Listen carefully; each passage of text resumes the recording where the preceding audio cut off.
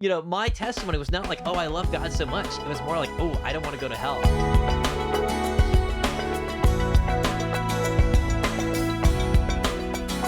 One thing you and I were talking about before we jumped on the podcast was how no testimony is too small. No testimony is too lame. And I think oftentimes we feel that, well, we don't have anything exciting to share. We're not an evangelist. We don't have an amazing transformation story, because a lot of the stories that we hear on Compelled really are incredible. I mean, they're people who went from, an abusive home, or they were an alcoholic, or, they had some crazy story, and God just sweeps in and completely changes their whole life. And those are amazing. But at the same time, our testimony doesn't have to be huge to be impactful and effective. Talk about that for a little bit. Yeah. So one thing I would say to that, for anyone who feels like, oh, it's just embarrassing to talk about my testimony, because what is it? It's just very normal, right? Like mine, super normal, right? I was 6 years old, got convicted about like, oh, am I going to go to hell someday? Like, I don't want that to happen, right? And so I went, one day to my dad and said, I don't want to go to hell, don't want to be separated. And really, like, my testimony was not like, oh, I love God so much. It was more like, oh, I don't want to go to hell. I was just afraid of going to hell. It was fear. And then maybe 6 years later, I then went to Awana camp. I was 12 years old, first time separated from my family. I went to Awana camp for a whole week. I loved it. It was awesome.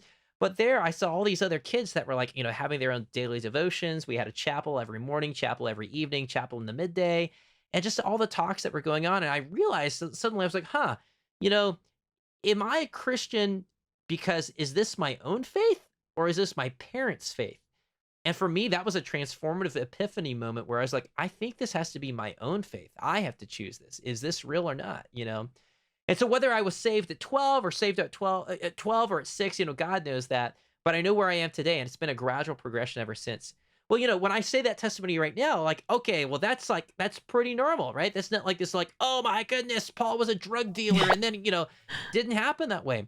But, I'm proud of what God's done in my life. And when I say proud, I hope that's in a not like prideful sense. Not just a like, prideful, I'm just happy. I'm so happy about that. One of our guests that we had on, he had a terrible traumatic upbringing, and he had been abused and misused and molested as a child. And he told his story, his testimony, very powerful, how God transformed his life. But at the end, he also mentioned, he said, like, hey, people come up to me and they're like ashamed of their testimony, or they just belittle their own. And he's like, hold on a minute. I wish my testimony was yours.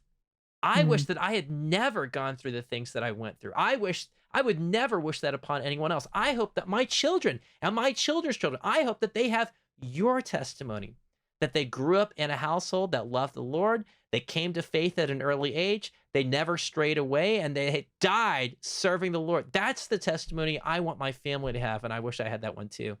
And and that's the one I hope my kids have.